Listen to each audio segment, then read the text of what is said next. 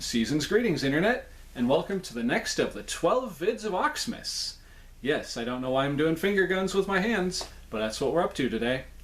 So, if it wasn't obvious from the title down below over here behind the Christmas tree, we're going to be taking a look at a Goosebumps item.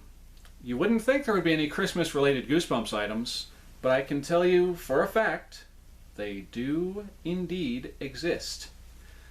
So, for today's video, we're going to be taking a look at R.L. Stine's Goosebumps Holiday Collector's Cap Book. Now, unfortunately, being that I got this book, I forget if I got it off of Facebook Marketplace or if I got it from the Goodwill. I'm thinking it was part of a bunch of books I got it off of Facebook Marketplace. I do not actually have the 16 glow-in-the-dark cool caps, but as luck would have it, I managed to track down the Santa Curly Slammer that was supposed to go with this book. Now I just need the other 16 cool caps that went with it. But anyway, as you can see from the Slammer here, Curly is looking mighty fine. He's got himself a Santa hat, he's got his cool shades.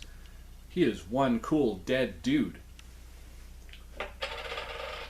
And for those of you not in the know, when it refers to cool caps, if there are any of you out there who are familiar with the phrase Pogs, because I'm pretty sure Pogs kind of started making the rounds again and kind of became popular enough that they came back, but they failed immediately. Anyway, Pogs were a thing back in the 90s, I want to say. It might have been late 80s, but I know for a fact they were around when I was a kid. And they were so popular for just being these stupid little round cardboard discs. Actually, as a matter of fact, I do happen to have an example of what Goosebumps Pogs would be, thanks to a Goosebumps board game I have right up here that uses those. So give me just a moment. You'll have to pardon me. Up here on the top shelf, the Goosebumps Shrieks and Ladders game. Sorry, Shrieks and Spiders game, which I'm going to be taking a look at next Oktoberfest. So, a little bit of spoilers for y'all. Anyway, so to give you an idea of what actual Pogs were, let's see, which one of these would be the best example? Here we go. Okay. You see these circles with these Goosebumps characters on them? A Pog is literally just a thin piece of cardboard like that. Well, yeah, a fairly thin piece of cardboard like this with a picture on it. And there was a game that went along with it. I think it was kind of like marbles. To be honest, I'm not entirely sure.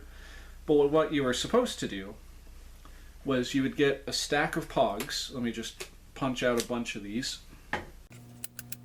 So the game they were supposed to play with these is you would get a stack of Pogs, like that, and then for whatever stupid reason you were supposed to take your Slammer and you would throw it at the stack of Pogs, causing them to knock over and go all over the place. And then, depending on how the Pog landed, you would win the Pog or you would lose the Pogs. I'll be honest with you, I'm not sure how that goes, but if my editing self would be so kind as to put a link down in the description down below as to a tutorial on how to actually play Pogs, there's probably going to be some Wikipedia page or something, or you might get lucky and he'll have found a YouTube video on how to play Pogs. Regardless, there will be your description in the description down below. Anyway, but we're not here to talk about the caps because, as I just went over, I don't have the caps. I just have the book and the Slammer. So we're going to focus on the book. Okay, so like I was saying, this was part of the Pogs fad back in the day, or the cool caps, as it were. And this book originally came with 16 glow-in-the-dark cool caps and a heavy-duty Santa Curly Slammer. As we just discussed, I think this is the third time I've mentioned it now. And on the back of the book, 'Tis the season to get goosebumps with totally cool caps. In the Goosebumps Holiday Collector's Kit, you get 16 spooky glow-in-the-dark Goosebumps caps featuring art from your favorite Goosebumps covers, a heavy-duty Santa Curly Slammer, plus this Goosebumps Holiday Collector's Caps book, filled with fun facts and trivia about the books and R.L. Stine. Reader beware, collect them all if you dare. And it would be very easy to collect them all because they only made 2 Cool Caps books. They made this holiday one, and then they made basically just a regular one. I happen to have the Slammer that went with that book, but not the book or any of the caps. Still on the lookout for those. Anyway, so let's actually take a look at the inside of the book. To start off with, we have this little introduction by Curly. Collector's Slammer Curly #1 Goosebumps fan, no bones about it. Ho ho ho, horrors! Curly here, wishing you a cool Yule. Here's hoping all your holidays are creepy, and they will be especially if you found this Goosebumps Collector's Cap collecting kit in your holiday stocking. Stocking, because you spelled it like, stocking, and then stocking like the sock you put up by your Christmas tree. Anyway, it has 16 cool caps and the ultimate slammer. Yep, that's my grinning skull on the slammer. You'll find out how to play the collector's cap game on page... Okay, so it does actually tell you how to play. Alright, there'll probably still be a link in the description, but, I might go over it in this. You'll find out how to play the collector's cap game on page 36 of this book. But to get there, you'll have to brave your way through some pretty scary stuff. Sure we will. This book is full of awesome info Goosebumps fans in the know need to know. You'll find the story behind each Goosebumps collector's cap, then you'll learn the story behind the story. That's where you'll discover the little-known secrets about R.L. Stine.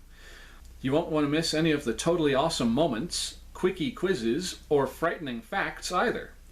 And when things get too scary, we've added some comic relief. Jokes guaranteed to let you have a good howl. Finally, move on to the petrifying puzzles and gruesome games if you dare. Have a horror-filled holiday and a scary new year. I almost feel like Oktoberfest should be doing this. Nah.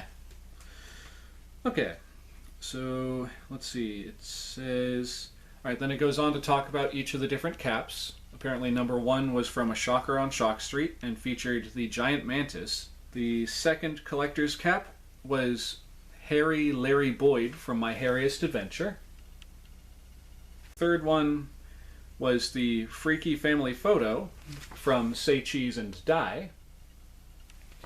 #4 was from Ghost Beach and featured the Saddler Ghosts. Don't borrow their sunscream. That's what it says. Don't borrow their sunscream. Collector's cap #5. What were you? The one that I'm actually interested in reading about. Collector's cap #5. Slappy, the Talking Terror from Night of the Living Dummy 2. And then #6. What was #6? We have Buddy, winner of the Creepy Counselor Award from the Horror at Camp Jelly Jam. #7 was the Ghost Dog from The Barking Ghost. #8 was the Crystal Woman, I'm guessing the fortune teller, from Be Careful What You Wish For. Then #9 was Steve Boswell from The Haunted Mask 2. Then we've got Dead House from which book? Welcome to Dead House.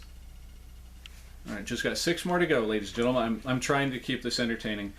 Collector's cap #11, Hap and Chip, the evil lawn gnomes from Revenge of the Lawn Gnomes. #12 was the Hammerhead Shark from Deep Trouble. Then we have #13, which is the Worms from Go Eat Worms.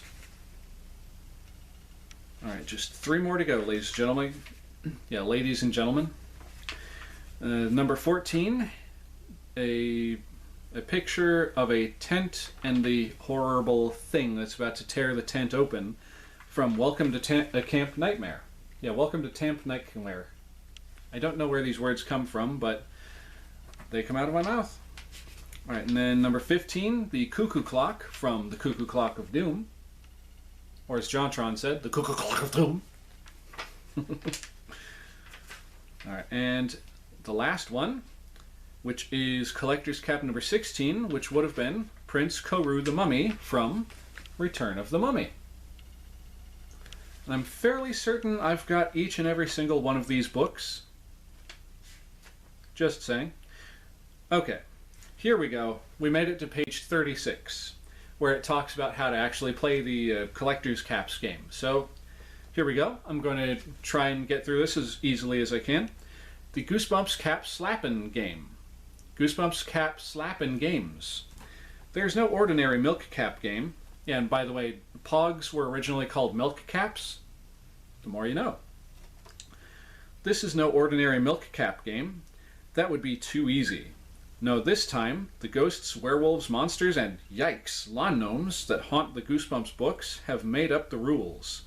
So beware. Okay, apparently it's going to be different than actual normal milk caps, or Pogs, or whatever. Each player places an equal number of collector's caps in a single stack. Okay, I had that right.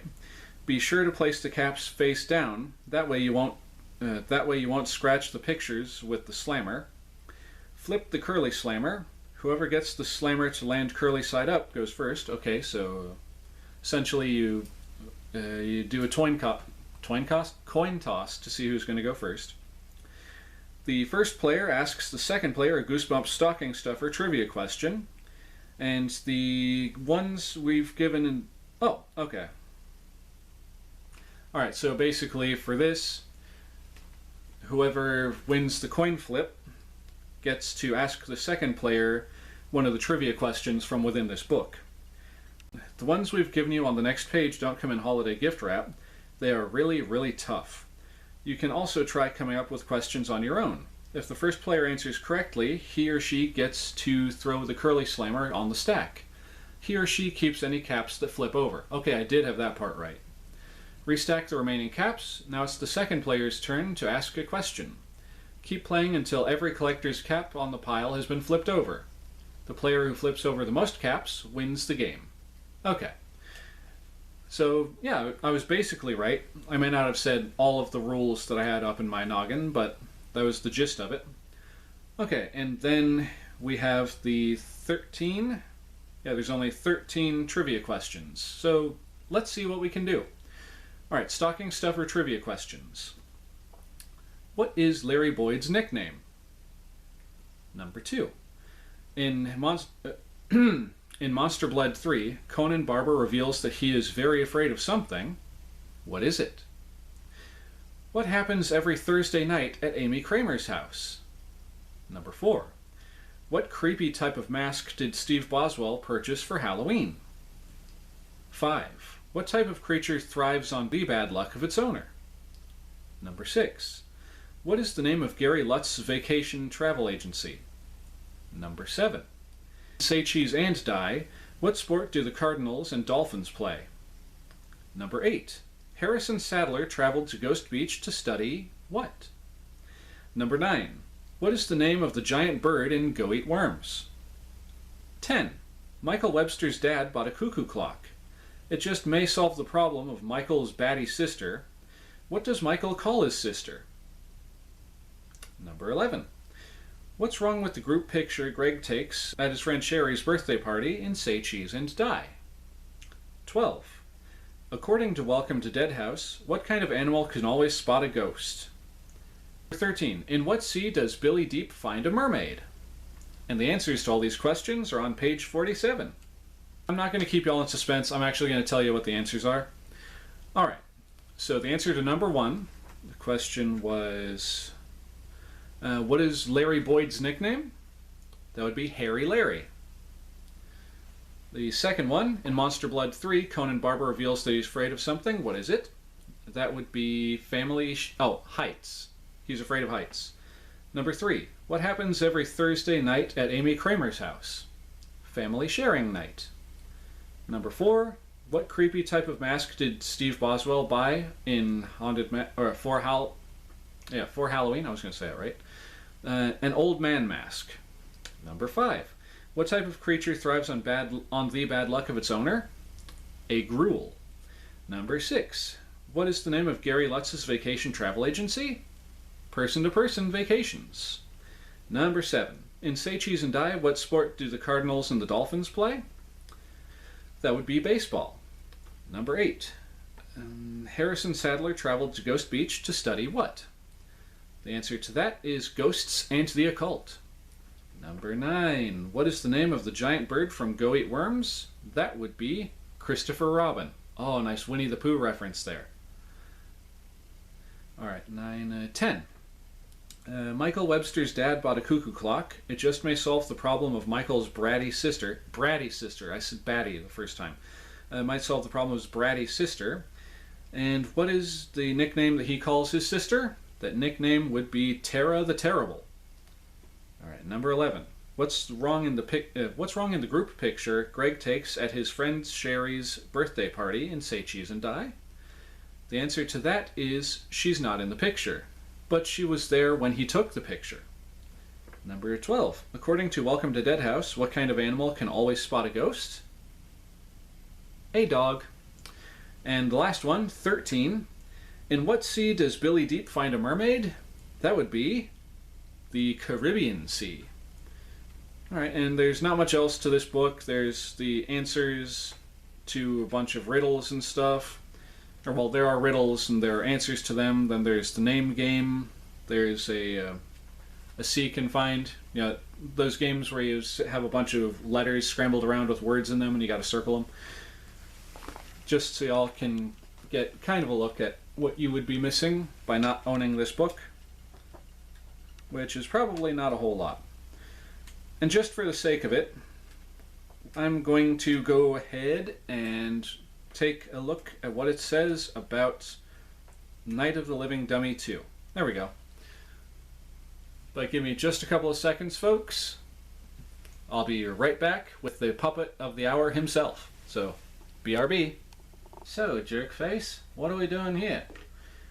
Well, I've got this Holiday Collector's Cap book, and what the hell is a Holiday Collector's Cap book?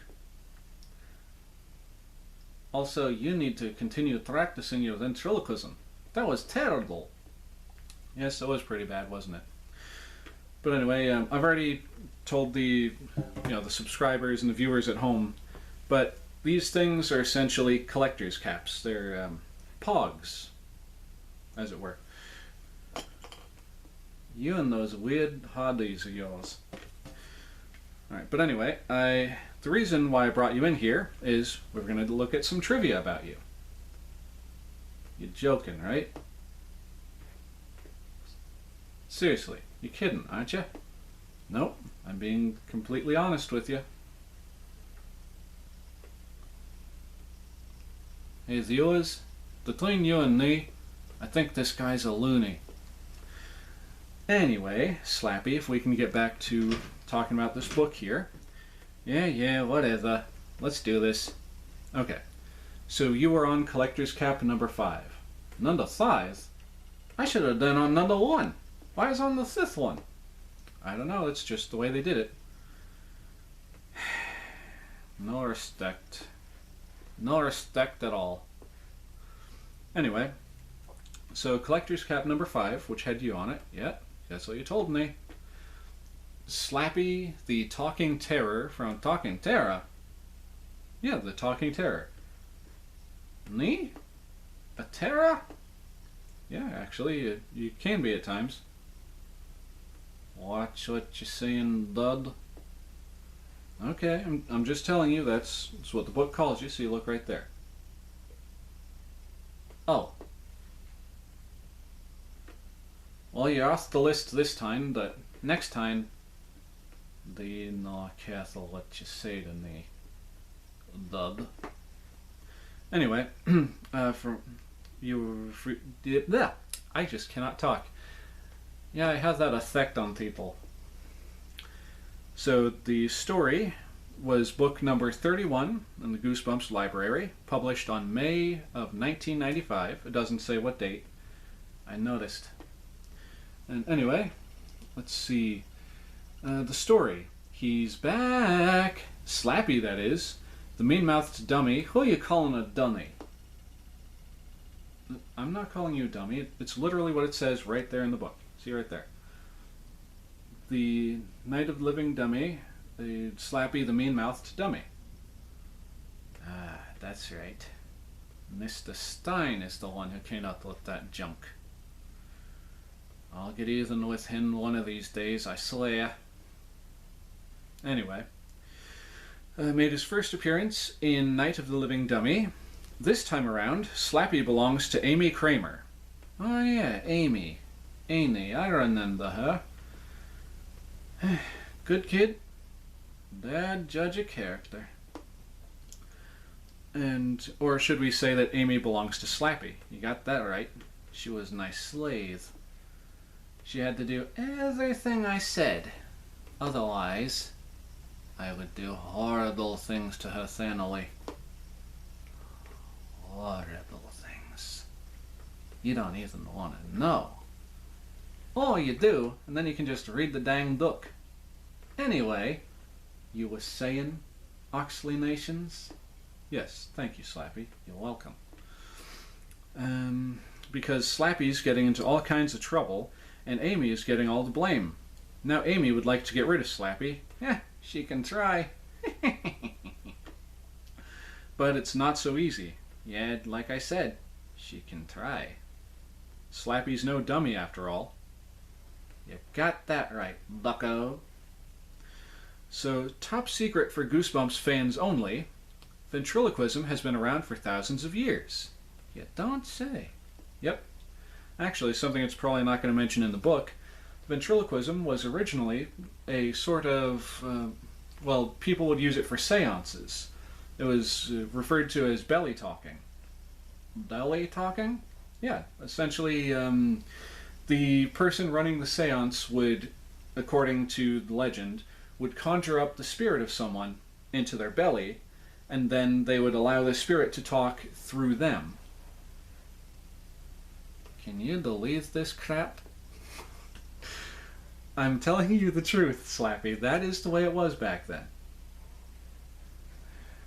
People used to be so stupid, I swear. Anyways, you were saying... yes, as I was saying, the ancient Greeks believed it was the work of evil demons. Huh. I wonder where they got that idea. And today we know it's just the work of some very talented performers. It takes a long time and a lot of practice to become really good at ventriloquism. Something you're not quite that good at yet, Mr. I don't want to call you director because, you know, there's no one behind the camera. Especially not you.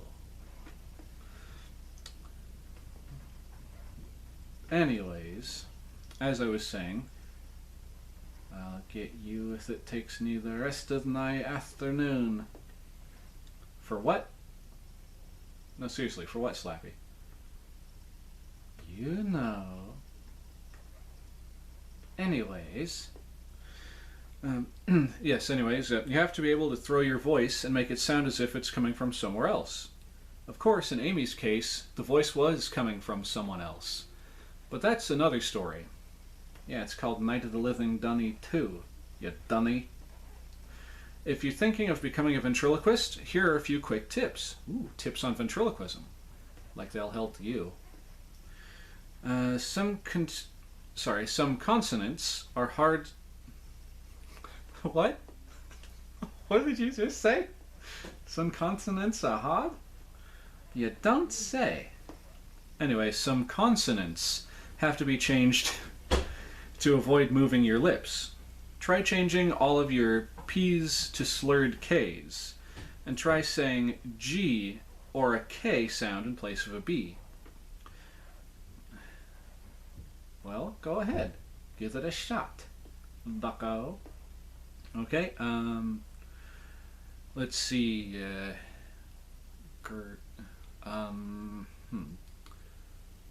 the big guy glue into the balloon.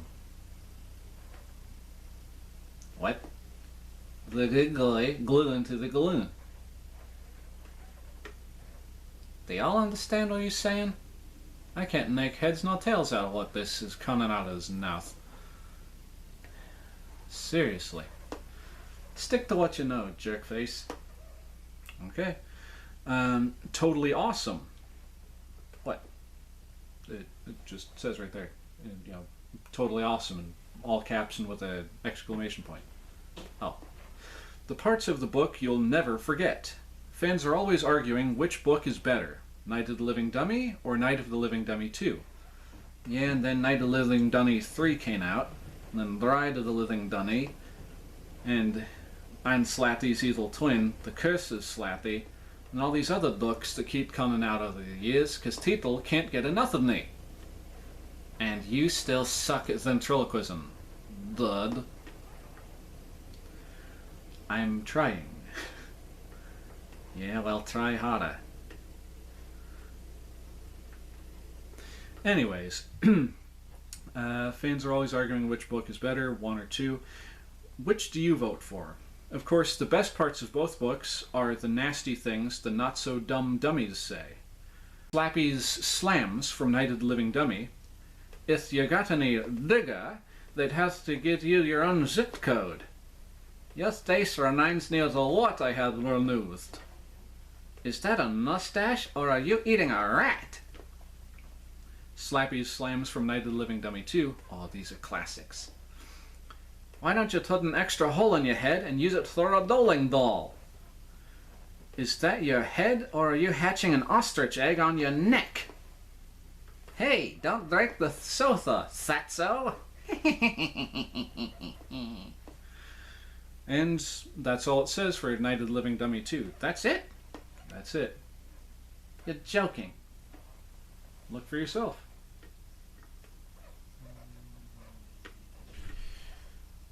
Well, all the doggone.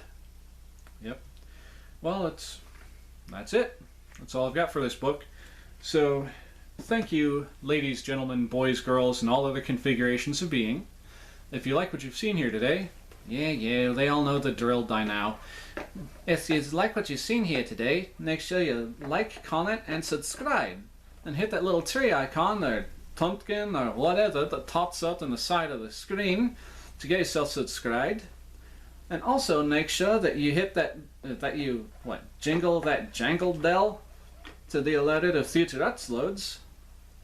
You are getting worse as you carry on with this cockamamie conversation. Anyway, y'all know what to do. This is Oxleymations. That's your line, stupid. Sorry, this is Oxleymations and Slappy the Dummy wishing you a very Merry Christmas and a Happy New Year. Later. Now who's the dummy?